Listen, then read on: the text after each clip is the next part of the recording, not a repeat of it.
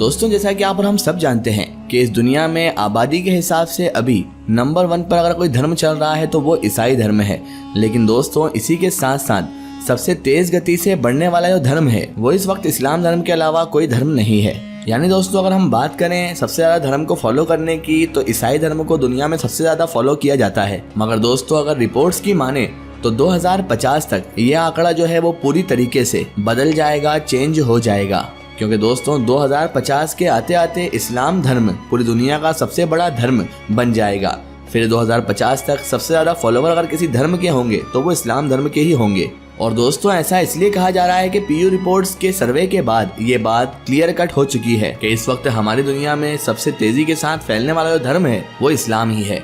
हर साल दोस्तों दुनिया के अलग अलग और बड़े बड़े इलाकों से इस्लाम धर्म के बारे में स्टडी कर इससे इंस्पायर होकर इसे अपना रहे हैं और इसे कबूल कर रहे हैं। और दोस्तों सबसे इंटरेस्टिंग बात तो ये है कि अमेरिका जैसे कट्टरपंथी देश में भी ये आंकड़ा हर साल का 20,000 पर पहुंच चुका है। यानी हर साल 20,000 के तकरीबन लोग इस्लाम धर्म को अपना रहे हैं। और दोस्तों अमेरिका ही नहीं बल्कि यूरोप में तो ये जो आंकड़ा है इस्लाम धर्म अपनाने का ये लाखों में चला जाता है। दोस्तों ये बात तो रही पूरी दुनिया की, लेकिन आपको आज हम इस वीडियो में दुनिया के ऐसे 6 मशहूर फुटबॉलर से मिलवाएंगे, उनके बारे में आप लोगों को बताएंगे।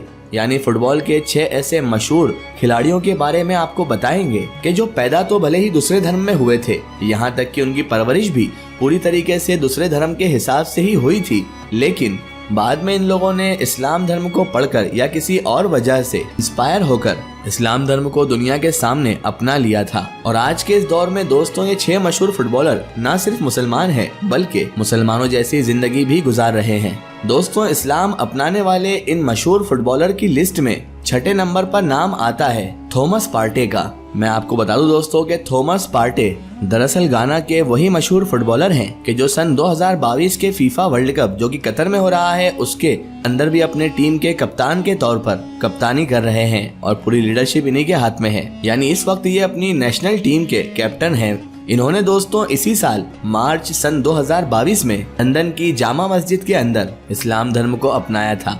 यानी इन्होंने इसी साल 2022 में ही इस्लाम धर्म कबूल किया है। और बाद में ही मार्च के ही महीने में मुस्लिम एथलीट नाम के एक पेज ने बाकायदा इनकी एक फोटो भी शेयर की थी जिसमें ये एक मुस्लिम शेख के साथ कुरान शरीफ को पकड़े हुए खड़े थे और मुस्कुरा भी रहे हैं। और उस पोस्ट पर ये लिखा हुआ भी था कि थॉमस पार्टे अब इस्लाम अपना चुके हैं। और उस पोस्ट में ये भी लिखा हुआ था कि अल्लाह ताला मेरे भाई के ऊपर रहमतें नाजिल करे। इतना ही नहीं दोस्तों थॉमस पार्टे भी मराकेश यानी मोरक्को देश की एक लड़की जिनका नाम आराबेला है उनसे शादी भी कर चुके हैं। और उन्होंने शादी करने के बाद अपना नाम बदलकर याकूब रख लिया है। इसका ऐलान उन्होंने खुद से ही ऑफिशियली ही जून के महीने में सोशल मीडिया अकाउंट के थ्रू किया था, जिसमें उन्होंने खुले अल्फाज में ये बता दिया था कि थॉमस पार्टे अब मुसलमान हो चुके हैं और वो एक मुस्लिम लड़की से प्यार भी करते हैं। इतना ही नहीं दोस्तों उन्होंने ये भी लिखा आगे कि मुसलमान होने की वजह से शायद मेरे बहुत सारे दोस्त मुझको छोड़ भी देंगे, मगर इन सब बातों से मुझे कोई परवाह नहीं होती है, न ही कोई फर्क पड़ता है, क्योंकि मैं तो पहले से ही मुसलमानों के रीति रिवाज और उनके हिसाब से ही बड़ा हुआ हूँ। और अब तो मैं एक शादी भी कर चुका हूँ और मैंने अपना नाम बदलकर इस्लाम अपना कर याकूब नाम रख लिया है। और मैं अब अपने सारे गुनाहों से अल्लाह ताला से माफी चाहता हूँ और अब मैं एक सच्चे और पक्के मुसलमान वाली जिंदगी गुजार रहा हूँ। बहरहाल दोस्तों नंबर 5 पर यानी अगला नाम जो इस लिस्ट में है वो थेरी हेनरी का है। आपको बताते चले दोस्तों कि मशहूर फ्रेंच फुटबॉलर हेनरी ने सन 2008 में अल जजीरा को इंटरव्यू देते हुए ये बात कबूल की थी कि दरअसल वो एक मुसलमान है जो पहले ही अंदरूनी तौर पर एक मुसलमान बन चुके हैं। आपको बता दें दोस्तों कि 1877 में फ्रांस में ही पैदा होने वाले हेनरी ने ये बताया था कि दरअसल उनके इस्लाम धर्म अपनाने के पीछे जो सबसे बड़ी वजह बने हैं वो दरअसल इनके ही दोस्त और दुनिया के एक मशहूर फुटबॉलर यानी कि फ्रैंक रैबरी थे, क्योंकि उन्होंने ही इनके सामने इस्लाम को इंट्रोड्यूस किया था। ये कहते हैं कि उसके बाद ही मैं धीरे धीरे इस्लाम से इंस्पायर होना शुरू हुआ था। हेनरी ने न्यूयॉर्क, रेड बुल और बार्सिलोना के अलावा दुनिया के और भी बड़े बड़े क्लब के साथ खेलकर एक अपना अलग ही नाम बनाया है फुटबॉल की दुनिया में और इस दुनिया में उन्होंने अलग पहचान बनाई है। फिलहाल दोस्तों अब इस लिस्ट में जो चौथा नाम है वो है डैनी ब्लम का। दोस्तों अगर आप लोग भी फुटबॉल के दीवाने हैं और फुटबॉल के शौकीन लोग हैं तो आपने डैनी ब्लम को तो देखा ही होगा।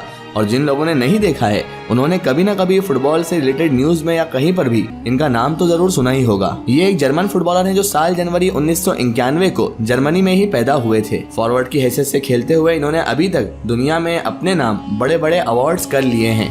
डैनी पैदाइशी तौर पर तो एक ईसाई थे, मगर सन 2015 में इन्होंने भी इस्लाम धर्म को अपना लिया था। अब बकायदा ये एक रिलीजियस पर्सनैलिटी है, यानी एक मजहबी इंसान है जो बल्कि 5 वक्त की सिर्फ नमाजें ही अदा नहीं करते, बल्कि ये भी कहते रहते हैं कि ये कोशिश करते हैं कि इस्लाम धर्म को पूरी तरह से अपनी जिंदगी में उतार सकें, पूरी तरह से इस्लाम धर्म को फॉलो कर सकें। बहरहाल दोस्तों, इस लिस्ट में अब तीसरे नंबर पर नाम आता है निकोलस एनेलका।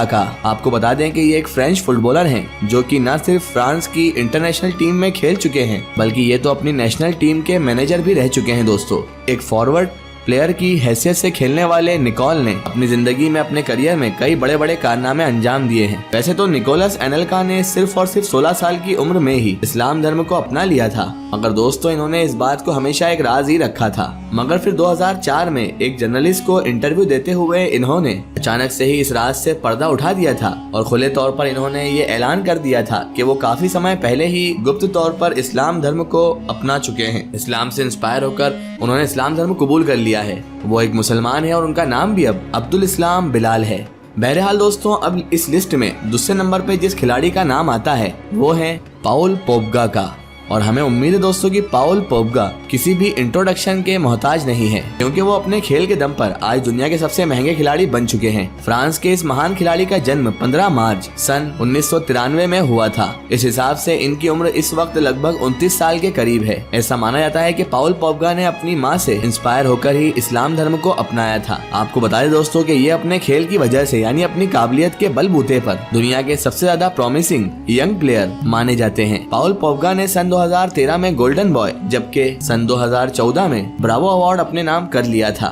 इसके अलावा साल 2016 में इन्होंने अपनी कौमी टीम यानी कि फ्रांस को यूरोप कप के फाइनल में पहुंचाने का भी एक बड़ा किरदार अदा किया था और तब से ही ये फ्रांस टीम में एक परमानेंट खिलाड़ी की हैसियत से खेलते आ रहे हैं। मगर हाँ, कतर में होने वाले सन 2022 के फीफा वर्ल्ड कप में ये चोटिल यानी जख्मी होने की वजह से अपनी टीम के साथ शामिल नहीं हो सके हैं। और दोस्तों, अब इस्लाम धर्म अपनाने वाले इन फुटबॉलर की लिस्ट में नंबर 1 पर जिसका नाम आता है फ्रैंक रिबेरी का। फुटबॉल की दुनिया में अपनी मेहनत से एक अलग ही अपना करियर बनाने में फ्रैंक रिबेरी का कोई जवाब नहीं है। दोस्तों, फ्रैंक रिबेरी दरअसल फ्रांस के एक फुटबॉलर हुआ करते थे और फ्रांस की तरफ से ही खेला करते थे। सन 2002 में ही दोस्तों फ्रैंक रिबेरी नामक इस फुटबॉलर ने इस्लाम धर्म अपना लिया था और अपना नाम बदलकर बिलाल यूसुफ मोहम्मद रख लिया था। इसके अलावा दोस्तों फ्रैंक रिबेरी ने ये स्टेटमेंट भी दिया था कि जब से उन्होंने इस्लाम धर्म को अपना लिया है तब से वो पहले से भी ज्यादा दिमागी और जिस्मानी तौर पर मजबूत हो गए हैं, यानी ताकतवर हो गए हैं। आपको बता दें दोस्तों कि फ्रैंक रिबेरी एक रिलीजियस पर्सनालिटी हैं कि जो नमाज रोजे पर अमल करने के साथ साथ उम्रा भी कर चुके हैं। इसके अलावा फ्रैंक रिबेरी की 5 औलादे हैं, जिनमें से 3 बेटी हैं और 2 बेटे हैं।